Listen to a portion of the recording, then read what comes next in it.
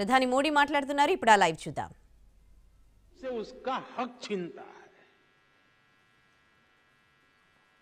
भ्रष्टाचार अनेक अपराधों का सिलसिला शुरू करता है, अपराधों को जन्म देता है।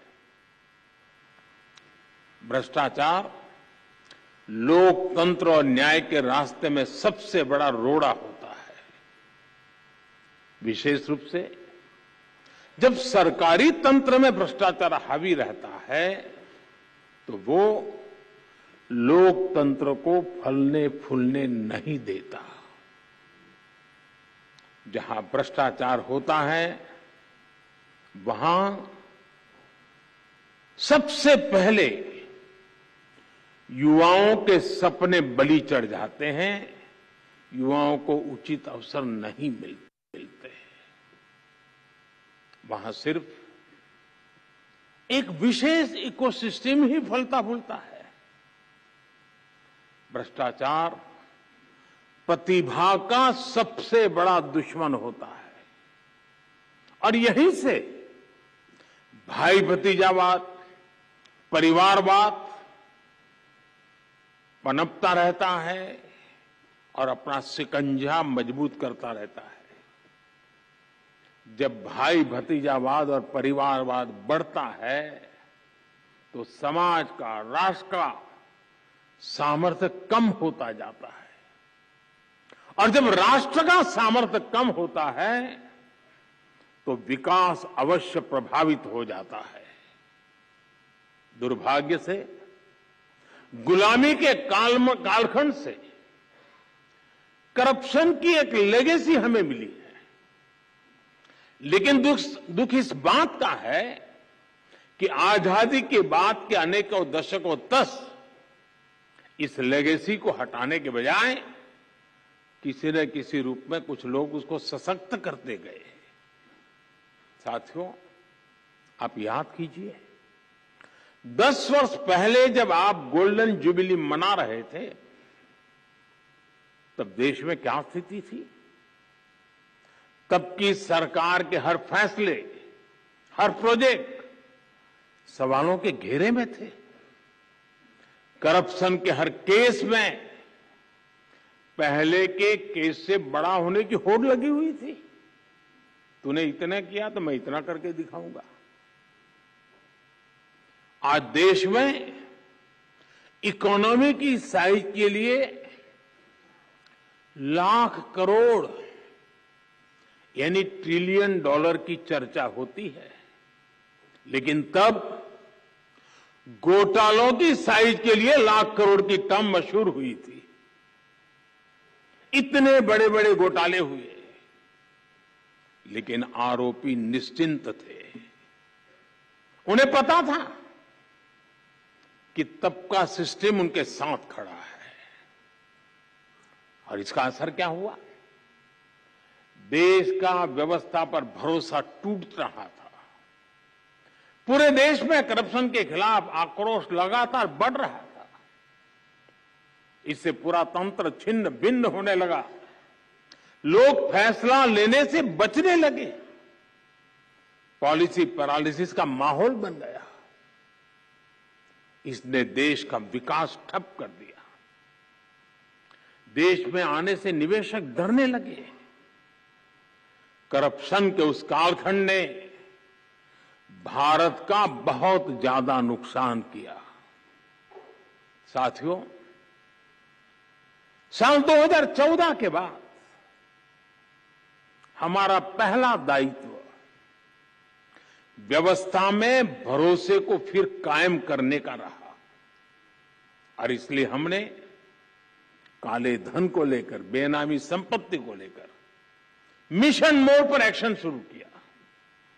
हमने भ्रष्टाचारियों के साथ साथ भ्रष्टाचार को बढ़ावा देने वाले कारणों पर प्रहार करना शुरू किया। अब याद कीजिए, सरकारी टेंडर प्रक्रियाएं, सरकारी ठेके, ये सवालों के सबसे बड़े घेरे में थी। हमने इनमें पारदर्शिता को प्रोत्साहन दिया। आज जब हम 2G और 5G स्पेक्ट्रम के आवंटन की तुलना करते हैं तो अंतर साफ साफ नजर आता है। आप भी जानते हैं, अब केंद्र सरकार के हर विभाग में खरीदारी के लिए जैम यानी गवर्नमेंट ई मार्केट प्लेस की स्थापना की गई है। आज हर विभाग ट्रांसपेरेंसी के साथ इसी डिजिटल प्लेटफॉर्म पर अधिक से अधिक खरीदारी कर रहा है। साथियों, आज हम इंटरनेट बैंकिंग की बात करते हैं, यूपीआई से रिकॉर्ड ट्रांजैक्शन की बात करते हैं, लेकिन हमने 2014 से पहले का फोन बैंकिंग वाला दौर भी देखा है। ये वो दौर था जब दिल्ली में प्रभावशाली राजनीतिक दलों से जुड़े लोगों के फोन पर हजारों करोड़ रुपए के बैंक लोन मिला करते थे। इसने हमारी अर्थव्यवस्था के आधार, हमारे बैंकिंग सिस्टम को बर्बाद कर दिया था। बीते वर्षों में हम बहुत मेहनत करके अपनी बैंकिंग सेक्टर को मुश्किलों से बाहर निकाल करके लाए हैं।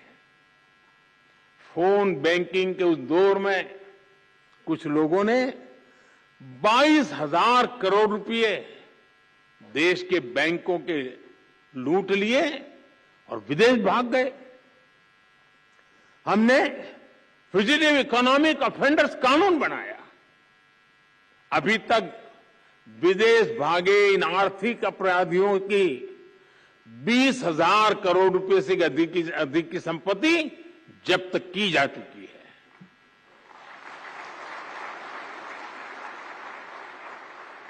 साथियों, भ्रष्टाचारियों ने देश का खजाना लूटने का एक और तरीका बना रखा था, जो दशकों से चला आ रहा था। ये था सरकारी योजनाओं के लाभार्थियों से लूट। पहले की सरकारों में जो मदद गरीब लाभार्थियों के लिए भेजी जाती थी, वो बीच में ही लूट ली जाती थी। राशन हो, घर हो, स्कॉलरशिप हो, पेंशन हो, ऐसी अनेक सरकारी स्कीम्स में असली लाभार्थी खुद को ठगा हुआ महसूस करते थे। और एक प्रधानमंत्री ने तो कहा था, 1 रुपया जाता है 15 पैसा पहुंचता है। 85 पैसों की चोरी होती थी। पिछले दिनों मैं सोच रहा था, हमने डीबीटी के द्वारा करीब 27 लाख करोड़ रुपए नीचे लोगों में पहुंचाया है। अगर उस हिसाब से देखता तो 27 लाख करोड़ में से करीब करीब 16 लाख करोड़ कहीं चले गए होते। आज जनधन, आधार, मोबाइल की ट्रिनिटी से हर लाभार्थी को उसका पूरा हक मिल रहा है।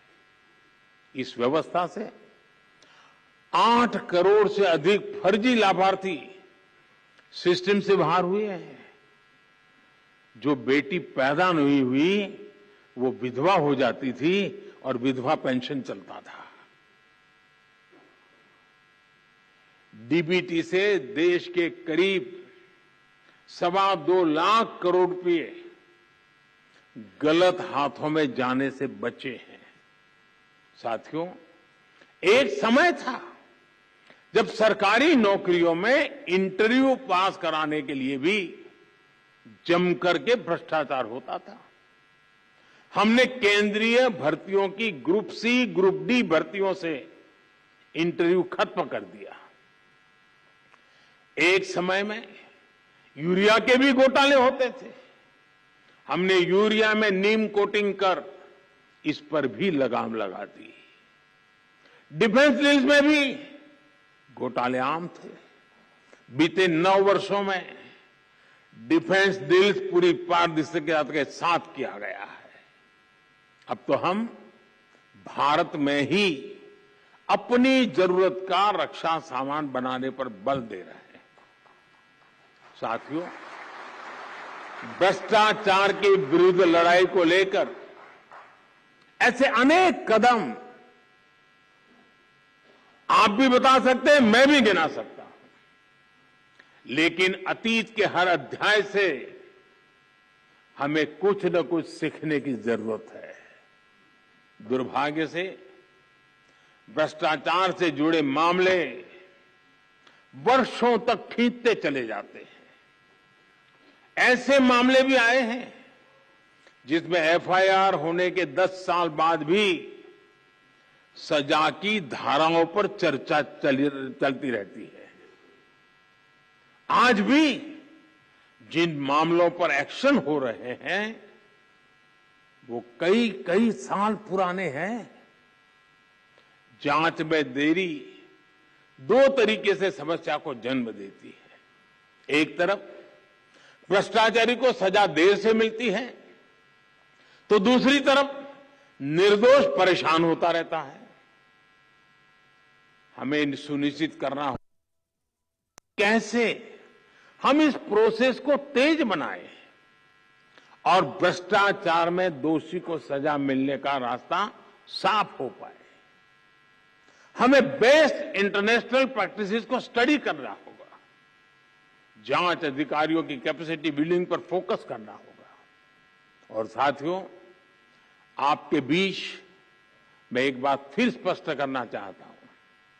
आज देश में करप्शन के खिलाफ कार्रवाई करने के लिए राजनीति की इच्छा शक्ति में कोई कमी नहीं है।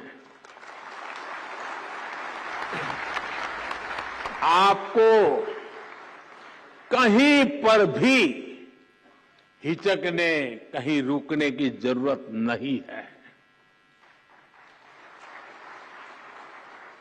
मैं जानता हूं जिनके खिलाफ एक्शन ले रहे हैं वो बहुत ताकतवर लोग हैं। बरसों बरस तक वो सरकार का, सिस्टम का हिस्सा रहे हैं। संभव है कई जगह किसी राज्य में आज भी विस्तृत सत्ता का हिस्सा हो। बरसों बरस तक उन्होंने भी एक इकोसिस्टम बनाया है। इकोसिस्टम अक्सर उनके काले कारनामों को कवर देने के लिए, आप जैसी संस्थाओं की छवि बिगाड़ने के लिए एक्टिव हो जाता है। एजेंसी पर ही हमला बोल दो, ये लोग आपका ध्यान भटकाते रहेंगे, लेकिन आपको